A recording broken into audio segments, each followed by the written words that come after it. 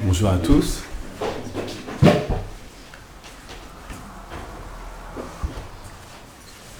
On va faire encore une petite chanson. Et après, on parlera un petit peu. Jaya Radha Madhava Kunja Bihari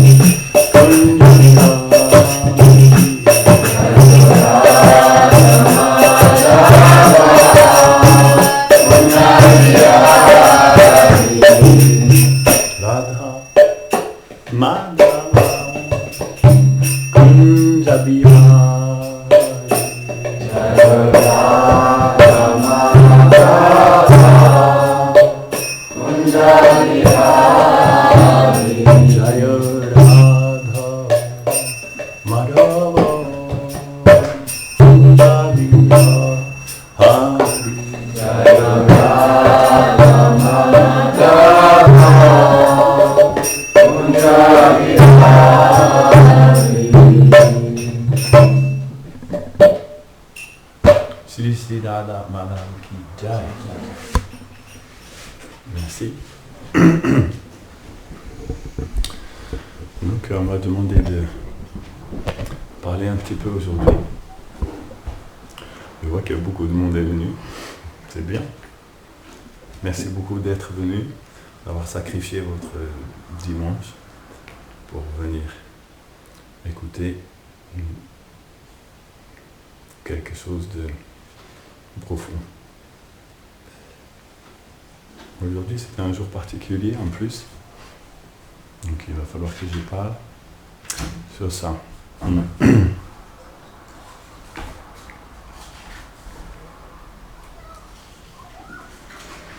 Alors, nous allons lire un verset du Srimad Bhagavatam.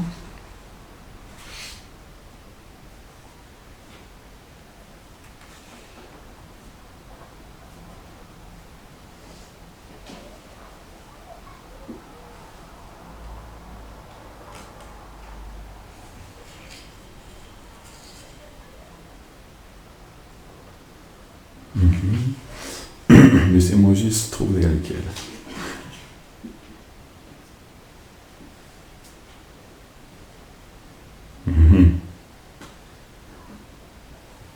Ok. C'est le premier chant, 19 chapitres, 19e chapitre, verset numéro 4. L'histoire de Maharaj Parikshit. C'est une histoire très très intéressante, puisque c'est sur cette histoire qu'a commencé l'âge dans lequel nous vivons. Ce qui s'appelle l'âge de Kali. Nous vivons dans l'âge de Kali. C'est important de savoir où nous sommes. Non ? Dans la vie, c'est bien de savoir où nous sommes déjà, pour avoir une bonne base. Nous sommes dans l'âge de Kali, selon les Écritures. C'était une période de l'univers importante, et elle a commencé il y a un peu plus de 5000 ans, avec l'histoire du roi Parikshit. Om Namo Bhagavate Vasudevaya. Om Namo Bhagavate Vasudevaya. Om Namo Bhagavate Vasudevaya. Om Namo Bhagavate Vasudevaya. Om Namo Bhagavate Vasudevaya. Om Namo Bhagavate Vasudevaya. Ça va, vous m'entendez ? Souvent, quand je parle, on se plaint que je ne parle pas assez fort. Satchintayan itam atashrinot yatha mune sutupto ni ritis takshakakya sasadumene nachire na takshaka nalam prashaktasya viraktikaranam. Vous avez compris? Il y a un mot que vous pouvez comprendre. On appelle Takshaka. Vous avez jamais entendu parler Takshaka? Non? Maharaj, il sait. Qu'est-ce que veut dire Takshaka? Takshaka, c'est un gros serpent. Takshaka est un serpent qui vole. Il n'y a plus de nos jours, rassurez-vous. Autrefois, il y avait des serpents Takshaka. Traduction. Tandis que le roi pieux réfléchissait ainsi, il fut approché par un disciple du sage Shamika, qui lui communiqua que conformément à la malédiction lancée par le fils du sage, la mort surgirait bientôt en la personne du serpent Takshaka, sous la forme de la personne du serpent Takshaka. Mais sans la moindre perturbation, le roi accueillit la malédiction comme la meilleure bénédiction, car elle le détournerait de tout attachement matériel. Commentaire. Chez la Vishwanath Chakravarti Thakur dit, le roi Parikshit entendit de Goramukha, un disciple envoyé par le sage Shamika, comme il était destiné à mourir dans 7 jours de la morsure du serpent Takshaka, par la malédiction prononcée par le fils du sage. Goramukha lui dit, ô roi, entendant la malédiction faite par son fils ignorant, la regrettant maintes fois, notre maître réprima son fils. Mais ne voyant aucun remède, il tomba dans la lamentation, plein de souffrance. Il m'envoya à toi avec ce message. Comprenant cela, le roi doit se préparer à mourir. Lorsque le messager partit, le roi voulut se rendre auprès du sage pour lui demander pardon pour son offense. Mais il n'y alla pas, parce qu'il pensa que le sage serait embarrassé de le voir se repentir, mais aussi parce qu'il ne désirait pas l'annulation de la malédiction. Il considéra plutôt que le poison du serpent Takshaka serait bénéfique pour lui et qu'il amènerait le renoncement à tous ses attachements. Je vais vous expliquer un petit peu plus les maillons qui manquent dans l'histoire. Om Aganati Mirandasya Ganam Janam Shalakaya Chakshurmilitam Yena Tasmei Shri Gurave Namaha Shri Chaitanya Manobhistam Stapitam Yena Bhutale Swayam Rupa Katamayam Dadati Swapadantikam Namo Mahavadanyaya Krishna Prema Pradayate Krishnaya Krishna Chaitanya Namne Goradishe Namaha Shri Krishna Chaitanya Prabhu Nityananda Shri Advaita Gadadhara Srivasadi Gaura Bhaktavinda Hare Krishna Krishna Krishna Hare Hare Hare Rama Rama Rama Hare Hare Vanshakalpa Tarubhyascha Kripa Sindhu Gyevacha Patitanam Bhavanebhyo Vaishnavibhyo Namo Namaha Mukam Karuti Vacharam Pangum Langayate Girim Yat Kripam Tamaham Shiguru Dinataram.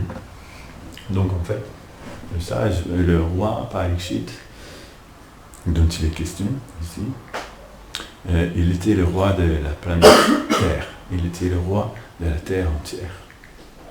Et un matin, alors qu'il était dans son palais, il y a ce messager qui est venu. Il s'appelait Goramukha. Intéressant comme nom, Goramukha. Il est venu lui dire qu'en fait, il y avait une malédiction qui avait été lancée contre lui par un sage. Et que cette malédiction était qu'il devait mourir dans 7 jours. Le roi a appris ça. De beau matin, non? Ça fait votre journée, comme on dit. Il a appris, il ne te reste plus que 7 jours à vivre. Dans 7 jours, il y a un serpent, Takshaka, qui va venir et il te tuera. Le roi savait que c'était pas une blague, parce que c'était un sage qui est venu. De nos jours, il n'y a plus de sages, non? Sur la planète, il n'y en a plus beaucoup. On n'a pas trop l'habitude de voir des sages. On n'a pas trop de notion non plus de ce que c'est que des sages. Mais le roi, il savait reconnaître, quand il a vu la personne arriver, il a compris que c'était pas une blague, que c'était quelque chose de vrai, parce que c'était relié à un autre événement qui venait de passer quelques jours avant. Je ne vais pas rentrer dans cette histoire, c'est une longue histoire. Il avait fait une erreur, qui fait que ce sage-là, il avait maudit qu'il mourrait dans 7 jours. Non? Qu'est-ce que vous allez faire si vous apprenez que vous n'avez plus que 7 jours à vivre? Ça coupe tout, non? Ça coupe tous les plans que vous pouviez avoir dans la vie. Et c'est comme ça que commence l'écrit du Srimad Bhagavatam. Sur cette base-là va être énoncé le plus grand livre qui n'a jamais été énoncé. Sur cette base, le roi Parikshit qui n'avait plus que 7 jours à vivre. Mais le verset dit ici qu'au lieu d'être perturbé, il a considéré que c'était une bénédiction. Il avait tellement un grand cœur, le roi Parikshit. Il a dit, ok, puisque c'est ainsi, je vais le prendre, comment on dit, je vais le prendre, je sais pas comment dire ça. Je vais l'accepter, cette chose de tout mon cœur. Il a embrassé cette nouvelle comme étant une merveilleuse nouvelle. Est-ce que nous serions capables de faire ça si on nous apprend que nous n'avons plus que 7 jours à vivre? Il s'est dit oui, puisque finalement, ça va pouvoir retirer toutes les choses superficielles qui m'embêtent, non? Il y avait une personne qui s'appelait Bhakti Tirtha Swami, et il avait l'habitude de dire ça. Après tout, la mort n'est-elle pas simplement l'enlèvement de tout ce qui est superficiel et temporaire? Donc nous devrions l'accueillir à bras ouverts, non? Intéressant, non? Si c'est l'enlèvement de tout ce qui est superficiel et temporaire, donc c'est une bonne chose. Oui, ceux qui vivent, ceux qui sont... les êtres qui sont sages savent ça. Pour eux, la mort n'est pas une mauvaise chose, elle est une bonne chose. En fait, toute la vie n'a de sens que si on considère le principe de la mort. Et toute la vie, toute notre vie, en fait, elle devrait prendre en considération cet élément de la mort, non? À chaque instant, à chaque jour. Parce que si on l'ignore, eh ben, on est à côté de la réalité, non? La Bhagavad Gita dit, la seule chose qui est sûre pour celui qui est né, c'est qu'il va mourir. Tout le reste, c'est pas sûr, non? On ne sait jamais. Qui sait ce qui va arriver demain? Personne ne sait. On ne sait rien, on ne peut rien prédire. Il y a une seule chose qu'on peut prédire pour tout le monde, c'est qu'on va mourir. Donc c'est un élément, une donnée extrêmement importante. Il faut apprendre à accueillir cet élément dans notre vie et vivre avec. En fait, c'est un élément très important parce que c'est lui qui va donner du sens à notre vie. Non? Aujourd'hui, les gens ont créé une civilisation dans laquelle il faut essayer d'oublier la mort. Non? Tout le monde essaye d'oublier la mort. La mort est cachée. Combien de fois vous avez vu un cadavre dans la rue? Combien de fois? Jamais. Non? Jamais. Pourtant, vous savez combien il y a de personnes qui meurent par jour? Sur cette planète, il y a, combien ils disent? 150 000 personnes qui meurent par jour. Même dans une petite ville comme ici, il doit y avoir un nombre impressionnant de personnes qui meurent par jour. Et on ne voit jamais. Parce que notre civilisation a décidé de cacher la mort partout. Il ne faut pas voir. Il ne faut pas réfléchir à cette chose-là. Non? C'est l'erreur de la civilisation moderne. Autrefois, la civilisation védique était basée sur le fait de comprendre le problème de la vie. Pourquoi est-ce que nous devons mourir? C'est sur ça qu'il faut réfléchir, non? Parce que si on ne résout pas ce problème-là, alors on vit simplement dans un rêve. De mettre un élément. C'est comme si on disait, ah, après tout, j'ai pas de tête. Pourquoi est-ce que je devrais avoir une tête? Non? Mais on a une tête. On doit vivre avec, on doit comprendre. Vous comprenez? Ou comme si on disait, oh, c'est pas grave, la nuit n'existe pas. Non, la nuit existe. Il faut apprendre à vivre avec la nuit. Et donc il y a aussi cet élément, la mort existe, non? Donc aujourd'hui, nous célébrons la disparition d'une très grande personnalité qu'on appelait Srila Bhakti Siddhanta Sarasvati Thakur Prabhupada. Sa disparition, c'est-à-dire, on peut dire, sa mort. Non? Sa mort. Mais on n'emploie pas le terme sa mort, on dit sa disparition. Pourquoi? Parce que ceux qui sont sages, ils savent comment échapper à la mort. Srila Bhakti Siddhanta Sarasvati Thakur. Nous célébrons ce jour-là puisqu'il a échappé à la mort. Non? Vous savez, un jour, quelqu'un a posé à Prabhupada cette question. Il a dit oui, il y a beaucoup de gens qui font des miracles incroyables, non? Beaucoup de saints qui font des miracles. Vous avez déjà entendu parler. En Occident aussi, il y a. Et en Inde, il y a beaucoup aussi qui font des tas de miracles, des yogis et tout ça. Mais lui dit, mais vous, Swamiji, qu'est-ce que vous faites comme miracle? Prabhupada a dit, moi, je peux vous sauver de la mort. C'est pas mal, non?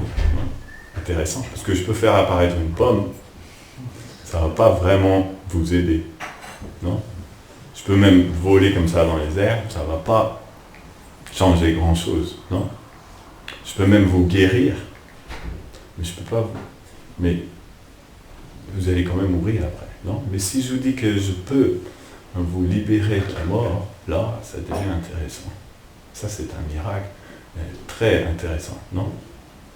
Il a dit ça. Comment est-ce qu'il pouvait dire ça? Parce qu'il était le disciple de Srila Bhaktisiddhanta. Srila Bhaktisiddhanta, ainsi que tous les grands sages qui venaient avant lui, ils sont venus dans ce monde pour nous montrer comment triompher de la mort, comment échapper à la mort. Et c'est ce que le roi Parikshit va faire là aussi. C'est pour ça qu'il a dit, ok, qu'elle vienne, je suis prêt. C'est ça qu'il a dit. 7 jours, ça va. J'ai le temps qu'il me faut encore. Qu'est-ce que Parikshit Maharaj a décidé? Il a tout abandonné, sur le champ. Il a retiré ses habits de roi, il a mis juste un pagne autour de sa taille. Il a été voir ses épouses, il leur a souhaité adieu. Il a été voir ses enfants, et il leur a dit adieu, en se prosternant devant eux. Merci pour tout ce que vous avez fait pour moi, vous avez été remarquables. Maintenant, je laisse tous ces royaumes entre vos mains. Il s'agissait de la planète Terre en l'occurrence. Et ensuite, il s'est retourné sur ses talons, comme on dit. En anglais, on dit il a fait demi-tour sur ses talons. Comme ça. Et il a quitté le palais. Juste en pagne, il est parti comme ça. Son palais se trouvait à Hastinapur. Aujourd'hui, on appelle New Delhi. La capitale de l'Inde. C'était déjà la capitale à l'époque. Il s'appelait Hastinapur. Et il a marché jusqu'au Gange. Et là, il s'est assis là. Et il a dit maintenant, je vais m'asseoir là et je vais échapper à la mort. C'était son vœu, non? Et donc c'était en 1937, le 1er janvier 1937, Srila Bhaktisiddhanta Sarasvati Thakur a fait la même chose. Il a échappé à la mort. 1er janvier 1937. Ça fait combien de temps? 19 plus 63 égale 82 ans. C'est ça? 82 ans. Presque un siècle. Et à 4h du matin, 4h30 du matin, comme ça, Srila Bhaktisiddhanta a disparu, sans mourir. Ça ne veut pas dire qu'il a disparu comme ça, pouf, il n'y avait plus rien, non. Il a laissé son corps, mais il n'est pas mort. Parce que les grands sages ne meurent jamais. Ils ont déjà résolu le problème de la mort quand ils sont vivants. Et au moment donné où ils abandonnent cette enveloppe charnelle, comme on dit, et ils ne sont pas soumis à ce que nous appelons la mort. Ils continuent de vivre dans le royaume éternel. Et c'était ce matin, je me rappelais, pendant la cérémonie, Sridhar Maharaj explique, il raconte toute l'histoire, comment c'est passé. Tu as déjà entendu? Lorsque Srila Bhaktisiddhanta a quitté son corps, toutes les horloges du temple où il se trouvait se sont arrêtées. Clac.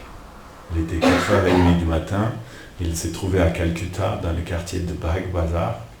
Il y avait un temple qui avait été construit pas si longtemps auparavant. Il n'était pas très âgé, non? 1937, il devait avoir 56 ans, 57 ans, comme ça. Il avait beaucoup de disciples et il avait fait quelque chose de merveilleux dans sa vie.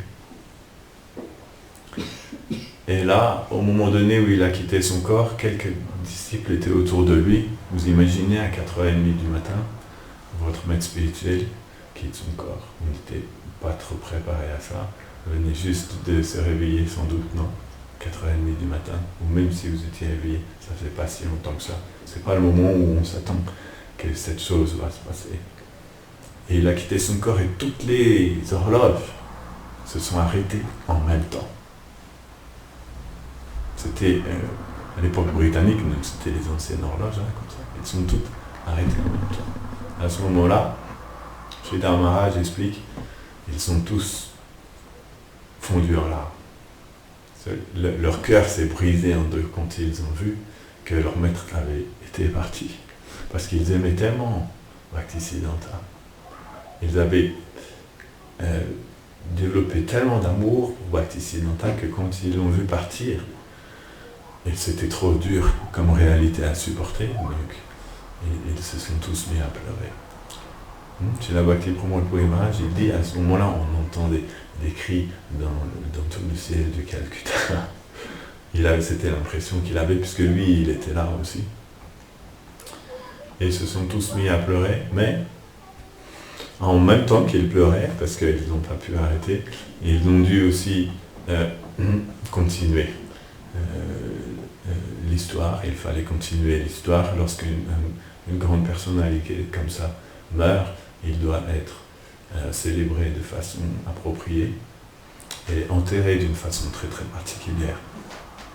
Donc, le Calcutta n'était pas le bon endroit pour l'enterrer. Ils ont décidé de ramener son corps à Mayapur, qui se trouve 150 km au nord de Calcutta.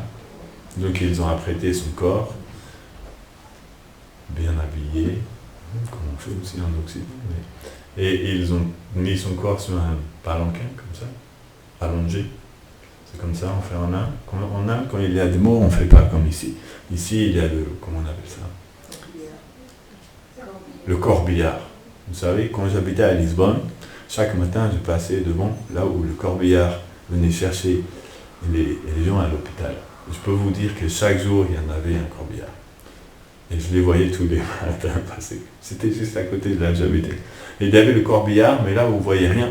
Il est dans une caisse, dans une voiture avec des fenêtres teintées, vous ne voyez rien. En Inde, quand quelqu'un quitte son corps, on le met sur un palanquin avec des guirlandes de fleurs. Ça, il n'est pas recouvert, on voit, et on passe dans la rue, dans toute la rue que tout le monde voit bien, il a quitté son corps. Non. En Inde, j'ai déjà vu plusieurs cortèges comme ça passer. Vous avez déjà vu? Passe avec des corps comme ça, en faisant de la musique.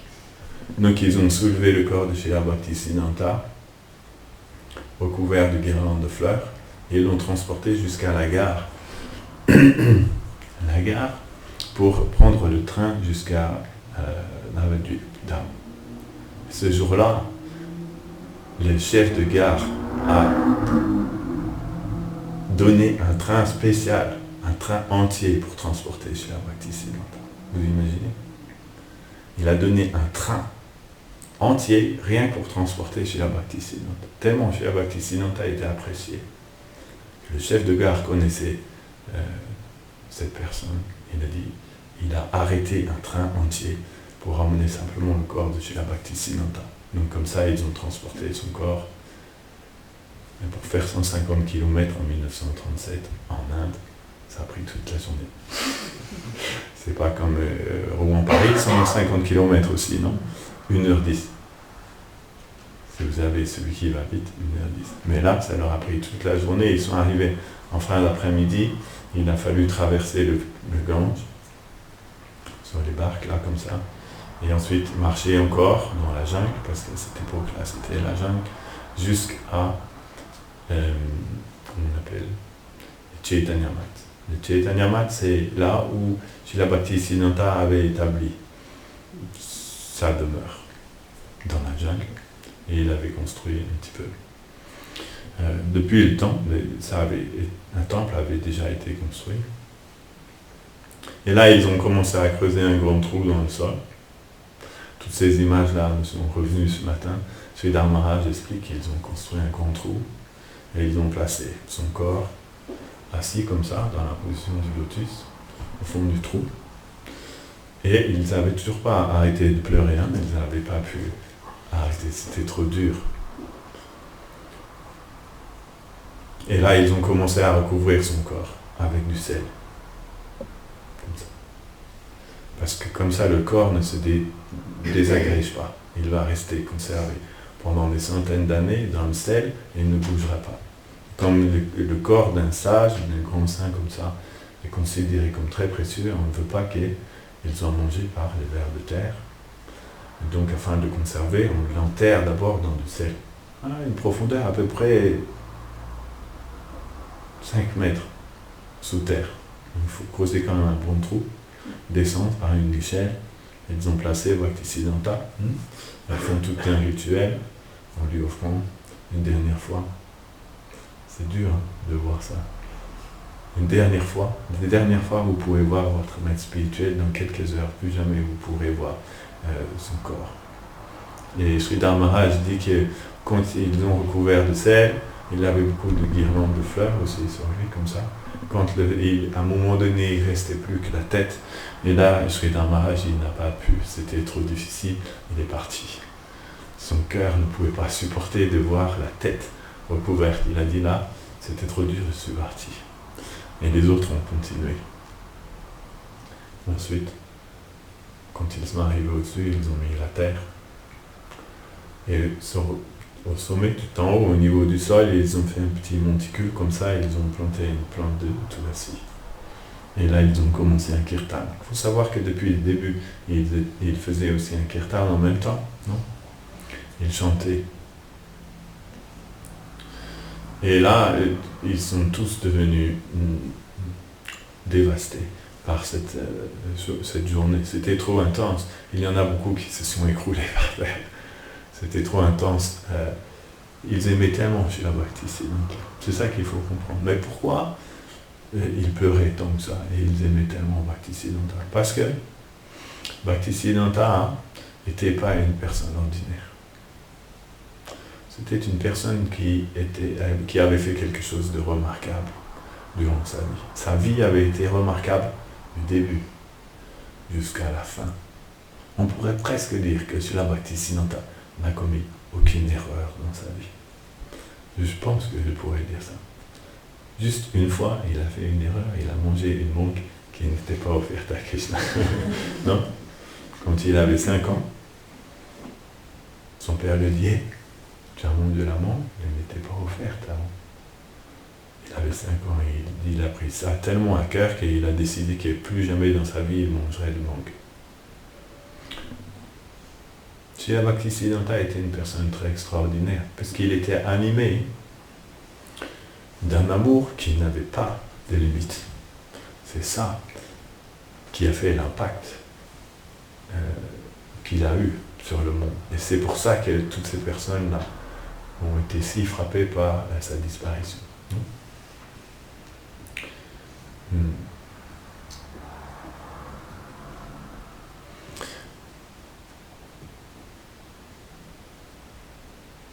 On appelle Krishna Sambandha Vijnana Daine Prabhavi Nama. Il était venu, il a, comment dire, donné sa vie pour essayer d'aider les êtres à comprendre quelle est leur identité véritable, au-delà de ce corps qui va disparaître pour chacun d'entre nous. Qui sommes-nous? C'est très intéressant, très très intéressant. Vous savez, actuellement, j'ai un de mes amis qui est en train de mourir. Donc ça me permet de réfléchir aussi. Il s'appelle Advaita. Il y a un mois, il a appris la même chose. Les docteurs lui ont dit qu'il a un cancer de la gorge. Ils lui ont donné 1 mois maximum à vivre. Pas facile non plus, non?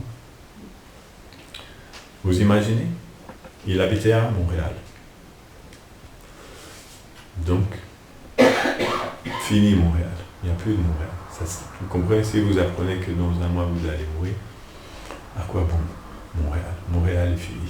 Non? Il n'y a plus du Québec, il n'y a plus du Canada, il n'y a plus de France. Qu'est-ce qui reste? Votre corps aussi va être fini très bientôt. Qu'est-ce qui reste? Non? C'est là qu'on voit qui on est véritablement. Lorsque tout vous est retiré, il faut bien savoir qui on est. C'est pour ça souvent les gens paniquent. S'ils ne savent pas qui ils sont, ils vont paniquer. Non?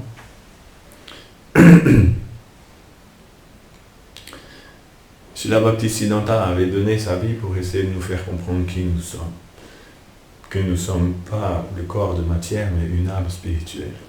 Et que nous avons éternellement une relation avec Krishna. Krishna Sambandha. Et que cette relation est une relation qui est basée sur l'amour.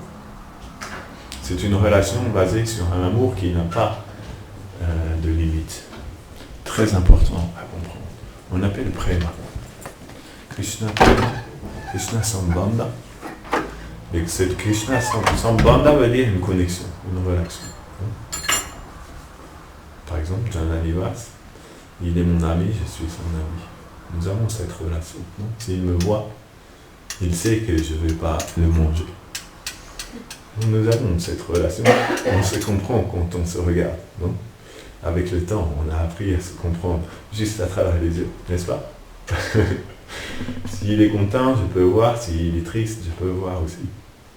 Pareil, il y a une relation qui est faite. Cette relation, toutes les relations sont basées sur l'amour. C'est ça qui fait les relations. Et en fait, les textes de l'Inde nous expliquent que nous avons aussi une relation avec Dieu. Mais que cette relation est basée sur l'amour. Et que le but de notre vie est de redécouvrir cette relation. Un jour, quelqu'un avait demandé à Prabhupada, quand il était à Londres, qu'est-ce que vous êtes venu faire ici? Qu'est-ce que vous êtes venu apporter? Il leur a dit, je suis venu apporter ce que vous avez oublié. Qu'est-ce que c'était? Nous avons oublié que nous avons une relation avec Dieu. Pas exactement avec Dieu, avec Krishna. Krishna Sambandha Vigyana. C'est comme ça qu'on célébrait Bhaktisiddhanta en disant qu'il était Krishna Sambandha Vigyana, qui est venu nous donner la connaissance de notre relation avec Krishna. Certaines personnes disent que Krishna est Dieu. Peut-être Krishna est Dieu. On va dire. Mais en fait, Krishna n'est pas Dieu. Ou il est Dieu, mais pas que. Krishna n'est pas que Dieu. Il est beaucoup plus que ça. Beaucoup plus que ça. Parce que le concept de Dieu, c'est un peu vague, non? Krishna est Dieu. Qu'est-ce que Dieu? Si vous demandez aux gens qu'est-ce que Dieu, vous allez avoir des tas de définitions différentes, non? Qu'est-ce que Dieu? Personne ne sait vraiment qu'est-ce que Dieu. Le créateur, ok. Krishna est le créateur aussi. Celui qui contrôle tout, ok. Krishna est aussi ça. Donc, Krishna est Dieu, oui, entre autres. Krishna est Dieu, mais aussi bien plus que ça. Les Védas définissent Dieu. Comment? Vous savez comment les Védas définissent Dieu? Intéressant à savoir. Anando Mayo Vyasat. Celui qui est la source de l'amour infini. Ananda Mayo Vyasat. La source de Ananda. Ananda veut dire la félicité, sans limite. Ce qui n'existe pas dans le monde où nous vivons, non? Vous avez déjà expérimenté la félicité, le bonheur sans limite? Quelqu'un? Ouais, levez le doigt. Il n'existe pas dans notre monde le bonheur sans limite, non? Et cette Ananda veut dire à la fois bonheur illimité, mais il veut dire aussi amour inconditionnel. Parce que le bonheur s'expérimente lorsque l'amour s'éveille dans notre cœur, sinon c'est pas possible. La félicité est le résultat de l'apparition de l'amour dans le cœur. L'amour transforme tout en félicité. Non? Le roi Parikshit, on est venu apprendre qu'il allait mourir dans 7 jours, mais parce qu'il avait cet amour dans son cœur, il a transformé cette nouvelle-là en une bonne nouvelle. L'amour transforme tout en félicité. Non? C'est pour ça que ceux qui vivent dans l'amour, ils ne souffrent pas. Même s'ils souffrent, cette souffrance est une joie pour eux. Parce qu'ils aiment, ils savent accueillir tout avec amour. Même la souffrance, ils accueillent avec amour. Non? Jésus nous a montré aussi. Il a accueilli toute la souffrance qu'ils lui ont donnée avec amour. Il a dit, s'il te plaît, pardonne-leur. Ils ne savent pas ce qu'ils font. C'est fort quand même, hein? C'est pas tout le monde qui pourrait dire ça. Quand on vous crucifie, que vous êtes sur une croix, tellement de souffrance ils ont donné à Jésus, mais il a répondu avec un amour inconditionnel. C'est ça que Srila Bhaktisiddhanta est venu nous apprendre aussi. C'est la nature de Dieu. Dieu est ainsi, Krishna est ainsi. Krishna est la personne Satchit Ananda Vigraha, que son être entier est fait d'éternité, de connaissance et d'amour infini. Il n'y a pas d'obstacle à son amour. Vous ne pourrez jamais, comment on peut dire, arrêter l'amour de Krishna. Ça, c'est impossible. Son amour détruit toute autre chose qui peut exister. Non? Ça, c'est la définition de Dieu selon le Veda. Ananda Mayo Vyasat. Raso Vai Sa. Il est la personnification des sentiments d'amour illimité. Avec cette personne-là, nous avons une relation. C'est cette relation-là que nous devons apprendre à éveiller dans notre vie. Pardonnez-moi. Et c'est ça le but de la vie. Prima Pumartha Mahan. Le but ultime de la vie est prima. Apprendre à développer l'amour absolu. Cet amour-là, lorsqu'il s'éveille, il vous donnera de échapper à la mort. Celui qui vit dans cet amour, la mort ne peut pas le toucher. Parce qu'il s'est déjà transféré intérieurement dans une autre réalité. Il vit déjà autre chose. Il n'est plus touché par ce monde de matière. Comment? Simplement en éveillant cette qualité. Le travail, pumsa, paro, dharmo, eto bhakti, adokshaji. Le devoir ultime pour tous les êtres vivants est de développer l'amour pour adokshaja. Adokshaja, c'est cette personne que vous ne pouvez pas voir avec vos sens. Il est là, mais vous ne pouvez pas le voir. Ahituki yapratihata. Yayatma suprasidati. Quiconque peut éveiller un tel amour vivra dans la félicité. Yayatma suprasidati. Il vivra dans la félicité sans interruption. Mais il faut que cet amour soit inconditionnel. Ahituki. Et pratihata. Il faut qu'il soit ininterrompu. Srila Bhaktisiddhanta est venu montrer l'exemple d'un tel amour dans cette planète-là. Il était une incarnation de cet amour. Voilà pourquoi tous les gens qui l'ont rencontré, ils aimaient tellement Bhaktisiddhanta. Parce que quand vous rencontrez quelqu'un qui vit dans cet amour-là, vous comprenez que c'est possible de vivre dans l'amour total. Il faut voir pour y croire. Non?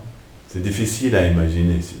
Mais quand vous voyez quelqu'un qui vit à 100% dans l'amour inconditionnel, sans jamais rien prendre pour lui, c'est ça l'amour inconditionnel. Ça veut dire il donne tout sans rien attendre en retour. La vie entière de Srila Bhaktisiddhanta, du début jusqu'à la fin, a été un exemple parfait de ce principe-là. Non? Il n'a jamais rien demandé à personne. Il a simplement donné sa vie entière pour montrer aux gens qu'est-ce qu'elle vit dans l'amour total. Très intéressant. Et il est venu nous donner cet exemple pour nous montrer que nous aussi, nous pouvons faire la même chose. Si nous acceptons son exemple, sa guidance. Par sa propre vie et ses propres enseignements, il nous a enseigné comment faire pour atteindre une telle vie. C'est ça le but de la vie humaine. Et si quelqu'un n'obtient pas ou n'atteint pas cette existence, c'est considéré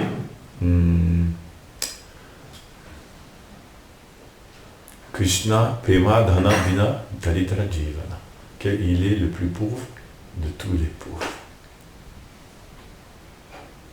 Celui qui n'a pas éveillé l'amour pour Krishna est le plus pauvre de tous les pauvres. Peu importe ce qu'il a. Il peut être milliardaire, ça ne vaut rien du tout. Non? Parce que vos milliards, au moment donné, vous allez mourir. Il n'y a plus rien. Il s'envole en poussière. Non? Il n'y a plus de milliards. Vous pouvez avoir des gratte-ciels comme Trump. Non, Trump, il a plusieurs gratte-ciels à New York. Il a Trump Tower. Il est très grand. Mais ça va lui servir à quoi quand il va être sur son lit, il ne pourra plus bouger? Non, ça ne servira plus à rien. Il n'y a qu'une seule chose qui peut nous faire franchir la mort, c'est l'amour pur pour Krishna. Krishna est Dieu, mais plus encore. C'est difficile à dire et c'est pour ça qu'il y a le mot Krishna. Parce qu'il se définit par lui-même, on ne peut pas le définir par autre chose. Et Srila Bhaktisiddhanta, il est venu nous montrer que oui, c'est possible, et c'est ça qu'il faut faire. Dans l'amour de Krishna, il y a aussi différents niveaux d'amour de Krishna. Et lui, il a décidé, pas décidé, mais de par sa nature même, de par qui il était la manifestation du plus haut niveau d'amour pour Krishna. On appelle Madhuryo Jvala Premadya Shirupadoga Bhaktida. Il est venu donner à l'humanité cet exemple de l'amour le plus pur et le plus haut qui existe pour Krishna. C'est un long sujet et je ne peux pas entrer dans tous ces détails-là, mais il est venu nous montrer que c'était possible de vivre ainsi. Et cet amour, il se développe par le fait de chanter le nom de Krishna. Et par le fait de s'associer avec ceux qui vivent dans cet amour aussi. On doit apprendre à leur contact, non? Il va falloir enlever toutes les barrières qui obstruent notre capacité d'aimer. Notre capacité d'aimer est beaucoup plus grande que ce qu'elle est actuellement. En fait, c'est la substance qui est la plus vaste en nous. C'est notre capacité à aimer. On l'appelle aussi la foi, c'est un autre nom. La foi, c'est quand elle est faible, quand elle commence tout juste à apparaître. Plus tard, elle devient l'amour inconditionnel. C'est la même chose, Et des sages comme Bhaktisiddhanta, ils sont venus nous montrer comment laisser cette capacité qui est en nous s'exprimer complètement. Et comment lui permettre de se déployer en retirant tous les obstacles. On appelle anartha. Anartha, c'est des choses qui n'ont pas de valeur, qui sont là et qui nous obstruent, qui nous empêchent de vivre cet amour pour Krishna. Non? Ils nous ont dit il faut enlever tout ça. Comment? Donc ça s'apprend. Il faut apprendre avec quelqu'un qui, lui, a réussi à franchir tous ces obstacles et qui vit dans un amour total. Srila Bhaktisiddhanta est venu nous montrer cet exemple. Et lorsqu'on voit, ça nous inspire. On se dit, ah, donc c'est possible. C'est intéressant, non, comme vie. Parce que cette substance qui est en nous, la tendance à aimer, elle doit grandir. Comme un petit enfant, d'abord, il aime son papa et sa maman, non? Au fur et à mesure, après, il va aimer aussi son frère, sa sœur. Après, ses copains, ses amis, sa tante, son tonton. Sa tendance à aimer va grandir, non? Naturellement. Quand vous étiez tout petit, vous n'aimiez pas beaucoup de personnes. Et après, petit à petit, dans la vie, vous apprenez qu'il va falloir aimer un peu plus de personnes. Au fur et à mesure, aimer votre club de foot, aimer votre nation. Non, c'est comme ça. Hein? Aimer l'humanité. Mais, Srila Prabhupada nous expliquait de la même manière quand vous lancez un caillou dans un lac, ça fait comment on appelle ça? Une onde. Comme ça qui va grandir en cercle. Elle grandit, elle grandit, elle grandit, elle grandit jusqu'où? Jusqu'à ce qu'elle atteigne la berge du lac. Il disait de la même manière, la tendance à aimer qui est là dans notre cœur tant qu'elle n'aura pas grandi jusqu'à l'infini, elle ne sera pas satisfaite. Elle a la capacité d'aller jusqu'à l'infini. Il faut aimer, apprendre à aimer sans aucune limite. Krishna Prema, ça s'appelle Krishna Prema. Parce que Krishna, lui, il aime tout. Pour comprendre Krishna, d'abord, il faut établir cette base dans notre cœur. C'est pas possible de comprendre Krishna. S'il y a quelque chose qu'on n'aime pas, on ne pourra pas comprendre Krishna. Parce que lui, il aime tout. C'est ça la vie. La vraie vie. C'est ça qu'on doit apprendre à faire. Il nous reste combien de temps pour faire le choix de vivre comme ça? Peut-être beaucoup moins qu'on croit.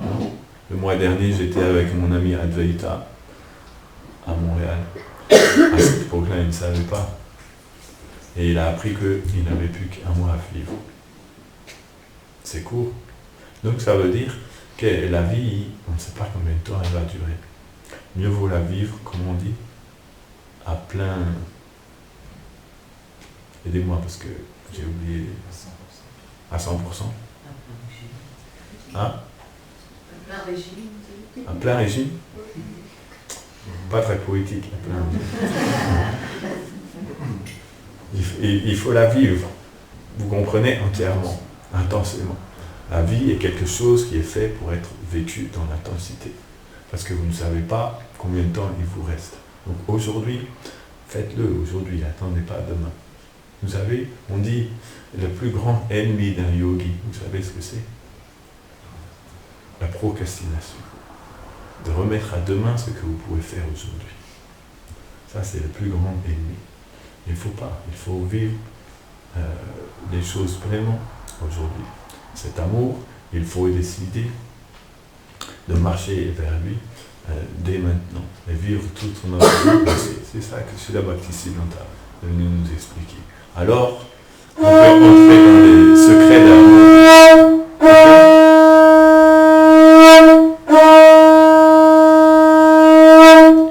Merci beaucoup. Srila Prabhupada ki jai.